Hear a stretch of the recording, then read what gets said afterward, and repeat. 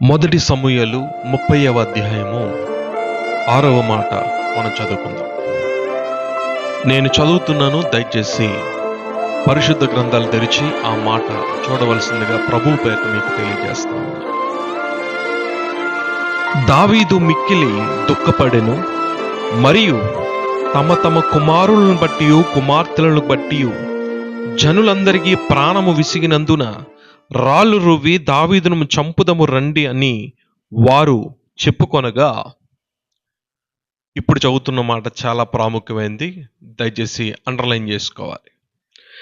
దావీదు తన దేవుడైన యెహోవాను బట్టి ధైర్యము తెచ్చుకొనెను. మరలా చదువుతున్నాను, జాగ్రత్తగా వినండి దేవుని బిడ్డలారా.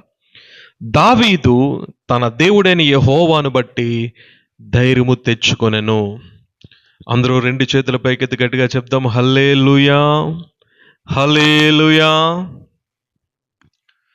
దేవుని బిడ్డలారా, ఈ లోకంలో మనుషుల యొక్క తత్వము, మనుషుల యొక్క పరిస్థితి ఎలా ఉంటుందో మనం చూసినప్పుడు, ఒకరోజు ఈ ప్రజలే కష్టకాలంలో ఉన్నప్పుడు, ఈ ప్రజలే తిండి లేక ఇబ్బంది పడుతున్నప్పుడు, ఇదే దావీదు గారు వాళ్ళకి ఎంతో సహాయం చేశారు, ఎంతో ఆదుకున్నారు, ఎంతో ప్రోత్సాహాన్ని ఇచ్చారు. దావీదు జై జై అని జైజేలు కొట్టారు. ఈరోజు ఒక పరిస్థితి ఏర్పడినప్పుడు దేవుని బిడ్డలారా, ఏ ప్రజలైతే జై కొట్టారో, ఏ ప్రజలైతే దావీదు గారిని పైకెత్తారో, ఏ ప్రజలైతే దావీదు గారిని గొప్పగా పొగిడారో, ఈరోజు ఆ ప్రజలే ఏం చేస్తున్నారంట, ఈ దావీదు వల్లే మనకంతా నష్టం వచ్చింది, చంపేద్దాం, రాళ్ళు పైకెత్తారంట. జైజేలు కొట్టిన ప్రజలే, సహాయం పొందుకున్న ప్రజలే, మేలు పొందుకున్న ప్రజలే మేకులా తయారయ్యారు. కొంతమంది మన దగ్గర నుంచే మేలు పొందుకొని మళ్ళీ మనకే మేకులా తయారవుతారు. ఆమేన్, హల్లెలూయా. ఈరోజు ఈ ప్రజలు మేలు పొందుకొని దావీదు గారిని చంపుదాము రండి అని అనుకుంటున్నారు. అందుకే దేవుని వాక్యము, ఆయన మాట ఎంత నమ్మదగినది. మనుషులను నమ్ముకున్న కంటే యెహోవాను ఆశ్రయించుట మేలు, రాజులను నమ్ముకున్న కంటే యెహోవాను ఆశ్రయించుట మేలు. ఆమేన్. మనుషుల ప్రేమ, మనుషుల ఆదరణ, మనుషులిచ్చే ఆ యొక్క ప్రేమ కానీ, లేకపోతే వాళ్ళు చూపించే ఏదైనప్పటికీ కూడా దేవుని బిడ్డలారా, శాశ్వతమైనది కాదన్న సంగతిని గుర్తుపెట్టుకో. పరిస్థితులు తారుమారయ్యి అంటే మనుషులు కూడా మారిపోతారు.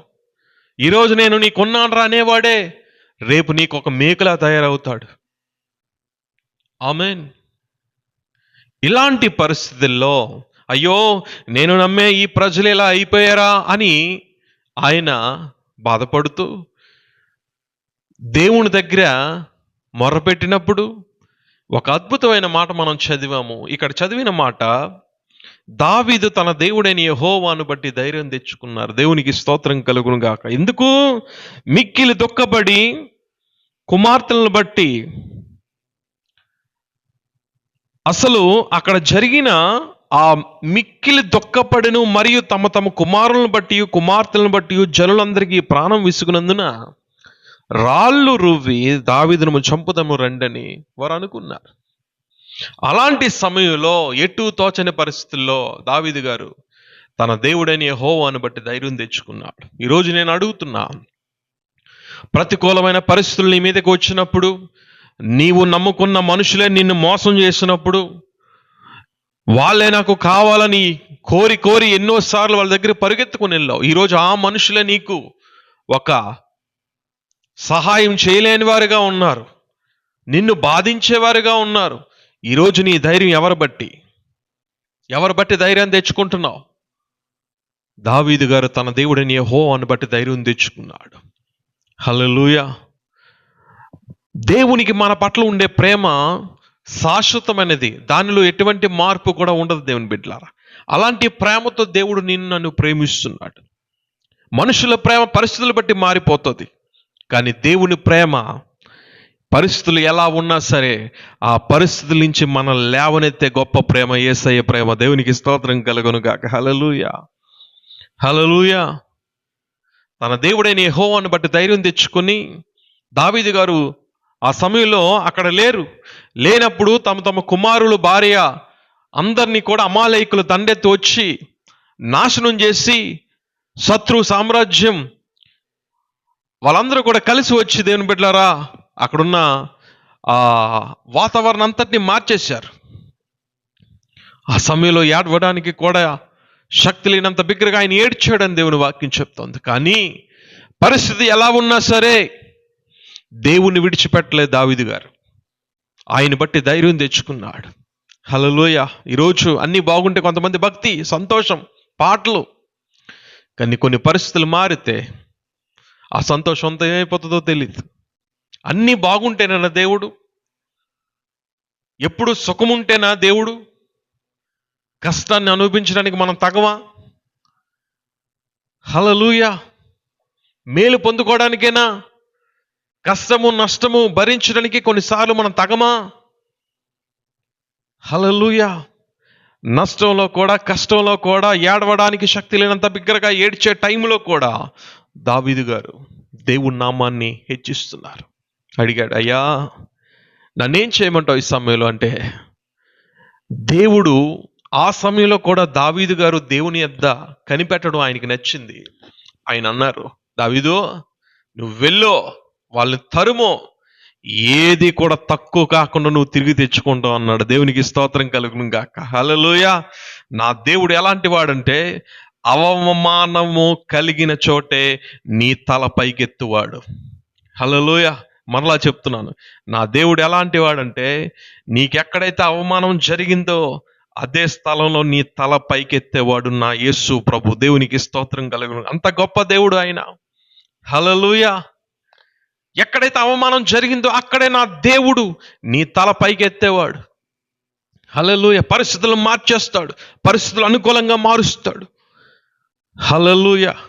అలాంటి దేవుని ఈరోజు నీవు నేను కలిగి ఉన్నాం. హల్లెలూయా.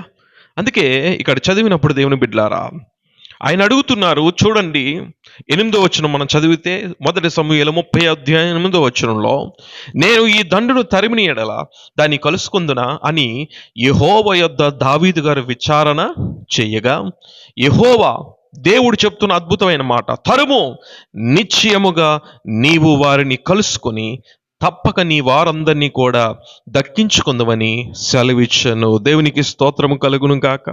హల్లెలూయా, హల్లెలూయా. దేవుడే అలాంటి ఒక భరోసా ఇచ్చినప్పుడు ఎంత ధైర్యం వస్తుంది. ఆమేన్.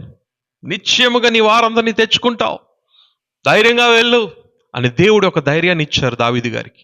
అందుకే 19వ వచనం కిందకి మనం చదివితే, కుమారులేమి కుమార్తెలేమి దోపుడు సొమ్మేమి వారు ఎత్తుకొని పోయిన దానంతటిలో కొద్దిదేమి గొప్పదేమి ఏది తక్కువ కాకుండా దావీదు సమస్తమును రక్షించెను.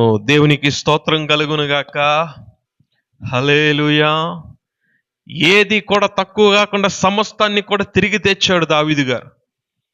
హల్లెలూయా. ఇదంతా ఎలా సాధ్యమైంది అంటే కష్టకాలంలో కూడా దేవుని బట్టి ధైర్యం తెచ్చుకున్నాడు, నష్టకాలంలో కూడా దేవుని బట్టి ధైర్యం తెచ్చుకున్నాడు. హల్లెలూయా. ఈరోజు నీ ధైర్యం ఎవరిని బట్టి? ప్రతికూలమైన పరిస్థితుల నీ మీద పెత్తనం చలాయించినప్పుడు, శ్రమలు, ఇబ్బందులు, ఇరుకులు, నష్టాలు ఇవన్నీ కూడా ఒక్కొక్కసారి నీ మీద ప్రభావితం చేస్తున్నప్పుడు కృంగిపోతున్నావా? ధైర్యంగా దేవుని బట్టి ధైర్యం తెచ్చుకుంటున్నావా? ధైర్యంగా నిలబడగలుగుతున్నావా? లేకపోతే నిరుత్సాహంలో మునిగిపోతున్నావా? ఆలోచించే దేవుని బిడ్డ. హల్లెలూయా. ఈరోజు మన ధైర్యము, మన బలము, మన శక్తి, మన శైలము, మన కొండ, మన కోట, మన ఆశ్రయము, మన తోడు, మన నీడ అన్నీ ఆయనే ఉన్నాడు. నిన్ను విడిపించుటకు ఆయన సమర్థుడు, నిన్ను రక్షించుటకు ఆయన సమర్థుడు, నిన్ను లేవనెత్తుటకు ఆయన సమర్థుడు, నీ తల పైకెత్తడానికి ఆయన సమర్థుడు. నిన్ను విడిచిపెట్టేవాడు కాదు ఆయన. నీ అవమానం జరిగిన చోటే, నీకు అవమానం జరిగిన స్థలములోనే నా దేవుడు నీ తల పైకెత్తేవాడు. హల్లెలూయా. విడిచిపెట్టే దేవుడు నా దేవుడు కాదు. హల్లెలూయా. యెహోవా తమకు దేవుడుగా గల జనులు ధన్యులు. ఆమేన్. నిజ రక్షకుడైన యేసు ప్రభుని మనం కలిగి ఉన్నాం. మన కోసం ప్రాణం పెట్టి తిరిగి లేచిన గొప్ప మృత్యుంజయుని మనం కలిగి ఉన్నాం. హల్లెలూయా. మరణము మర్యాద లేనిదే ప్రతి వారిని మృంగుతున్నప్పుడు ఆ మరణపు కోరలను విరిచి సజీవుడిగా లేచినవాడు యేసు క్రీస్తు ప్రభు ఒక్కడే. గట్టి చెప్పాలి హల్లెలూయా.